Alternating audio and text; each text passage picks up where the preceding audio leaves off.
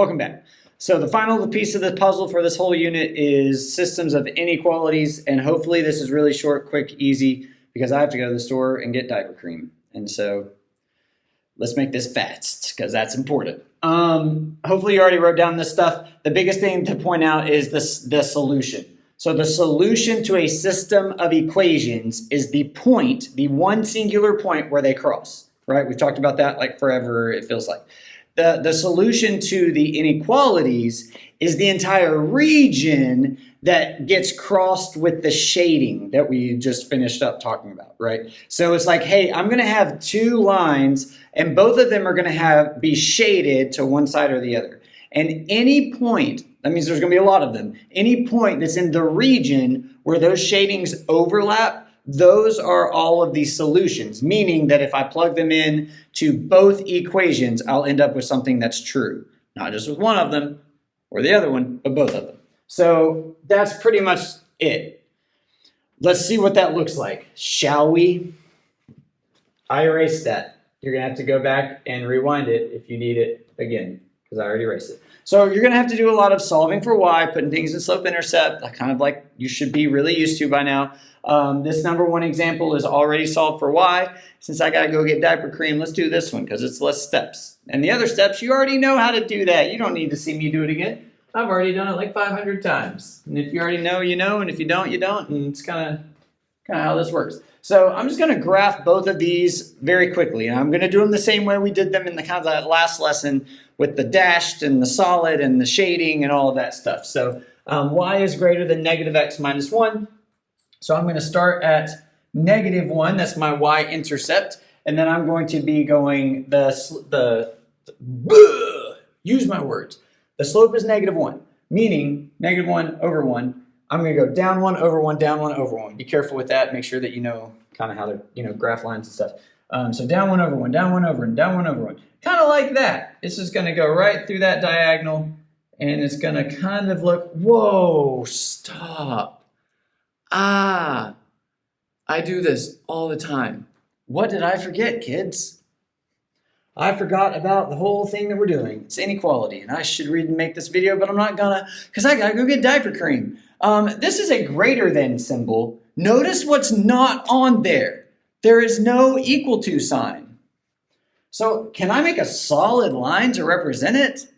No, that's silly talk. I need to make that a dashed line.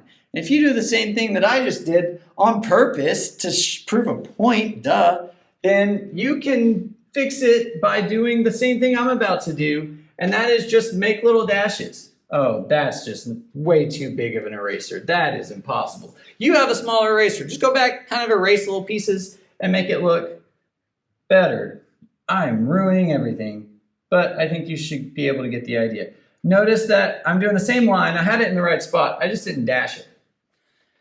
So make sure that you got little dashes. And if you get so excited because you have to go get diaper cream too and you draw a solid line, just go back, dash it, no big deal. Sometimes people do it in pen. You shouldn't use pen. You should use a pencil that you brought from home and didn't steal from you. But if you did and you need to write like, I meant to dash this and draw a little arrow, like I'll take it. Just know what you're doing. So that's the first piece. And then this, oh, we're not done. Psych, because we have to shade it. Remember, the answers are not just on the line. In fact, in this case, they're not on the line at all because it's dashed and it's not equal to. The answers, the solutions to this are everywhere where y is greater than, meaning I need to shade this sucker and it's greater than, so I'm going to shade above the line. And that means everywhere up here gets colored. Yay! So I made that red.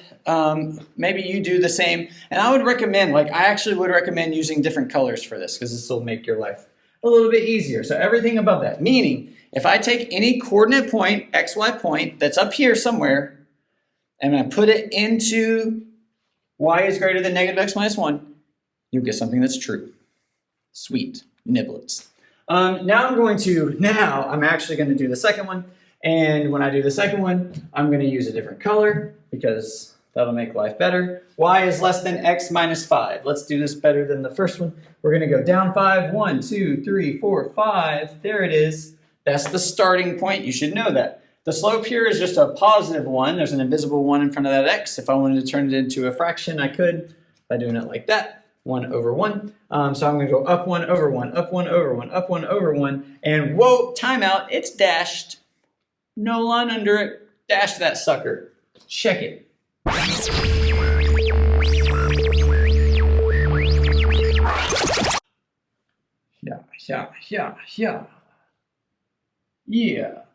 Yeah. Dashed. Oh, yes, we had technical difficulties. I needed to also do this because that's what you had going on. Okay. Now I'm going to shade that second one, in my case, the blue one.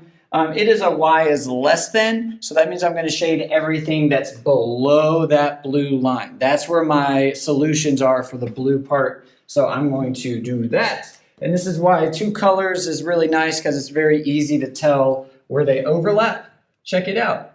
Overlap, overlap, right there.